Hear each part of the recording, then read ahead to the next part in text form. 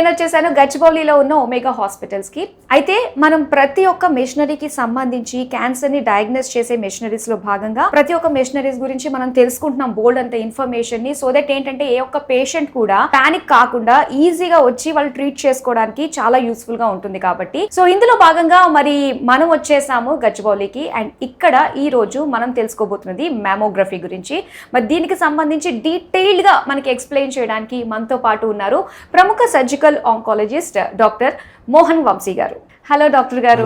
So mammography గురించి తెలుసుకోవాలనుకుంటున్నామండి. నాకైతే జీరో నాలెడ్జ్ ఉంది, దీని గురించి ఏమీ ఐడియా లేదు. అసలు వాట్ ఈస్ మెమోగ్రఫీ? మ్యామోగ్రఫీ అనేది ఒక ఇంపార్టెంట్ డయాగ్నోస్టిక్ టూల్ అండి. Mammography is useful to detect breast cancer. అంటే ఎసిమ్టమాటిక్, అంటే మీకు ఏమి సిమ్టమ్స్ లేకపోయినా కూడా మ్యామోగ్రఫీ చేసుకున్నట్టయితే ఆ బ్రెస్ట్లో క్యాన్సర్ ఉన్నది లేనిది డిటెక్ట్ చేయడానికి అవకాశం ఉంటుంది. డిటెక్షన్ వేరు, డయాగ్నోసిస్ వేరు. డిటెక్షన్ అంటే ఎసిమ్టమాటిక్ విమెన్లో, ఎసిమ్టమాటిక్ అంటే అసలు ఏమి సిమ్టమ్స్ లేని ఉమెన్లో కూడా మనం మ్యామోగ్రఫీ చేసుకుంటుంటాం. అంటే జనరల్గా ఒక base line mammogram at 30, 35 and 40 తర్వాత రిస్క్ గ్రూప్ని బట్టి 2 to 3 yearsకి ఒకసారి, 50 తర్వాత మాత్రం సంవత్సరానికి ఒకసారి అంటిల్ 65 ఈ మ్యామోగ్రఫీ చేయించుకోవటం మంచిదండి. ఓకే. అయితే మెమోగ్రామ్స్ లో చాలా రకరకాలు ఉన్నాయని చెప్పేసి విన్నాను. సో వాటికి దీనికి ఏంటి అంటారు డిఫరెన్స్? ఈ మ్యామోగ్రామ్ లో మోస్ట్ ఇంపార్టెంట్ అంటే ఓల్డెన్ డేస్ లో ఇంతకు ముందు అనలాగ్ కన్వెన్షనల్ మ్యామోగ్రామ్ ఉండేది. కన్వెన్షనల్ మ్యామోగ్రామ్ లో రేడియేషన్ ఎక్స్పోజర్ చాలా ఎక్కువగా ఉంటుంది. అది ఇప్పుడు డిజిటలైజ్ చేయబడింది, డిజిటల్ మ్యామోగ్రామ్.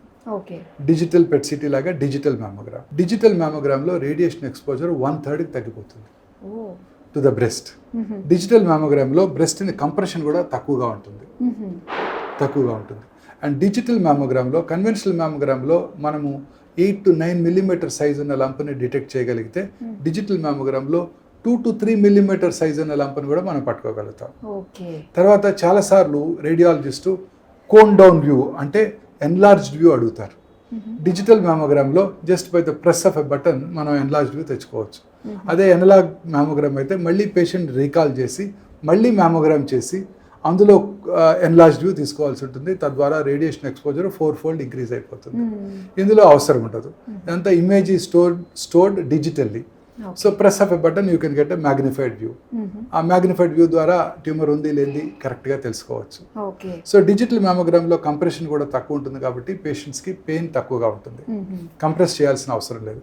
వీటన్నిటిని 2D మ్యామోగ్రామ్స్ అంటారు. 2-dimensional digital mammogram.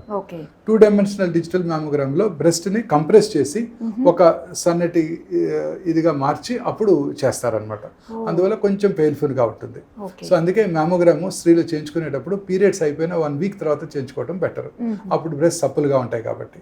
But you see breast is a 3-dimensional organ. So 2-dimensionalగా మనం ప్రెస్ చేసి దాన్ని కనుక చూసినట్టయితే ఫాల్స్ పాజిటివ్స్, ఫాల్స్ నెగిటివ్స్ ఎక్కువగా ఉంటాయి. అంతే కదండి, సూపర్ ఇంపోజ్డ్ ఇమేజెస్ వస్తాయి. So we should have a 3-dimensional digital mammogram. Tomosynthesis, that is what you are seeing. This is called tomosynthesis. Just like a CT scan. CT స్కాన్లో ఏం చేస్తారు, patient పడుకొని ఎక్స్రేలో 2-dimensional ఇమేజ్, సిటీ స్కాన్ చెస్ట్లో 3-dimensional image వస్తుంది మనకి. CT scan gantry patient చుట్టూ rotate అవుతూ రేడియోగ్రామ్స్ తీసుకొని computer would computerised axial tomography. ఇక్కడ టోమోసింథసిస్ అంటాం.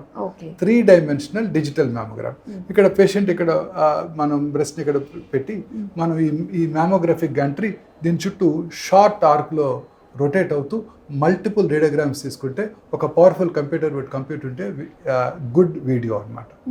So like never before radiologist would be able to visualise every layer of the breast.